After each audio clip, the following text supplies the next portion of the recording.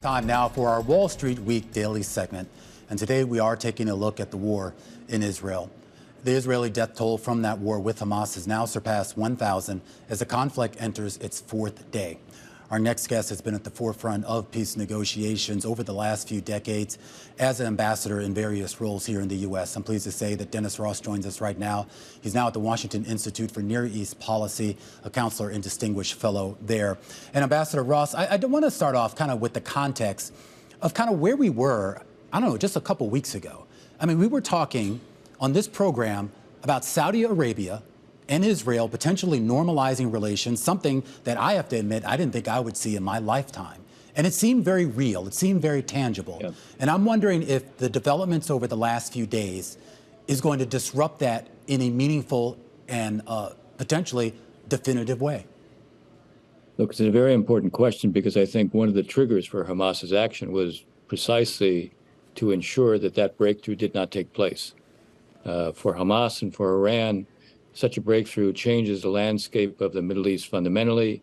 It very much takes the religious element of the Arab-Israeli conflict largely, maybe not totally, but largely out of the equation.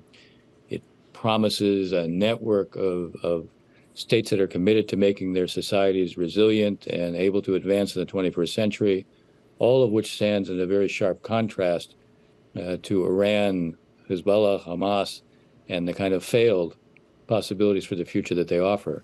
So this was kind of a reflection of a desire to disrupt it. People tend to ignore that the Supreme Leader of Iran last week gave a speech in which he railed against the possibility of normalization, talked about threats to those who would do it, and then we see Hamas go ahead and carry this out. Now, that doesn't mean this was totally orchestrated by Iran. They certainly supported something like this. It doesn't mean that Iran knew exactly when this was going to take place, and it doesn't mean that this didn't take a long time to prepare. It did. Right. But the aim was clearly designed to sort of frustrate the very breakthrough that you were talking about. My own sense is that we'll have to see how this comes out and whether Hamas is seen as having been defeated as opposed to having come out of this with some sense of a victory. Well, that's what I'm curious.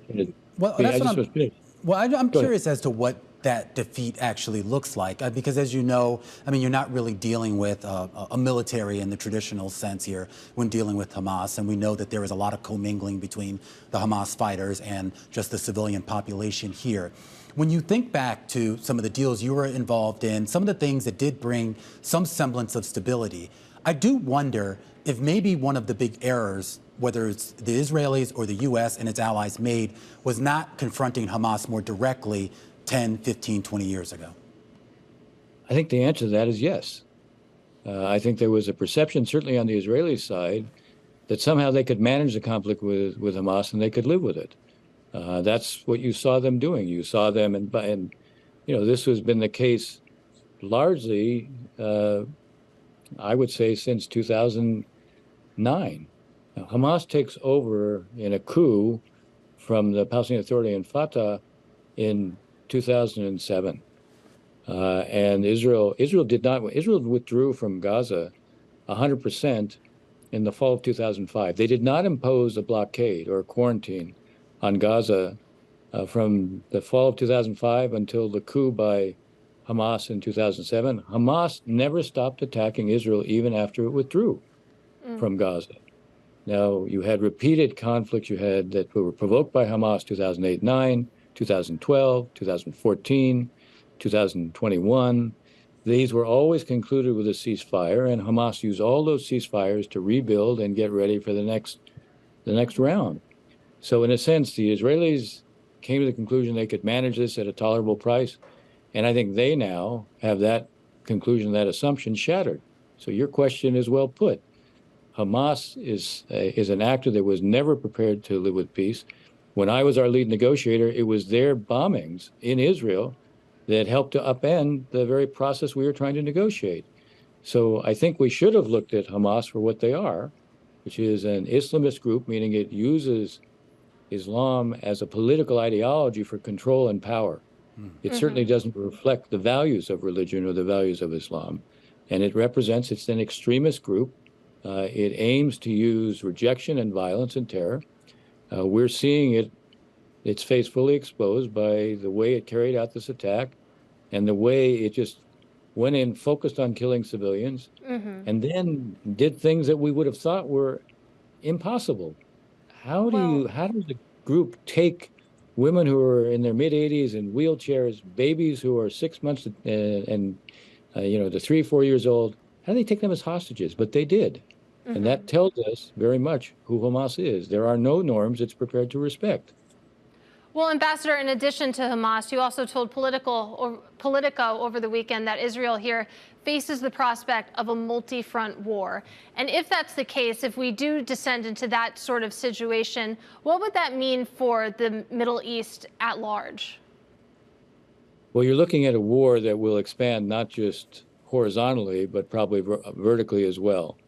I'm not sure it will expand beyond Hezbollah, although, if Israel is not really keen on expanding how many fronts it has to face, but if it's facing dealing with Hamas and it's facing dealing with what could be 3,000 rockets a day from Hezbollah, I'm not sure that Israel says, gee, I think we'll just let Iran, having provoked all this or been behind all this and promoting it, that we'll let them sit on the sidelines and not pay a price. So there is a potential for this to expand throughout the region as a whole.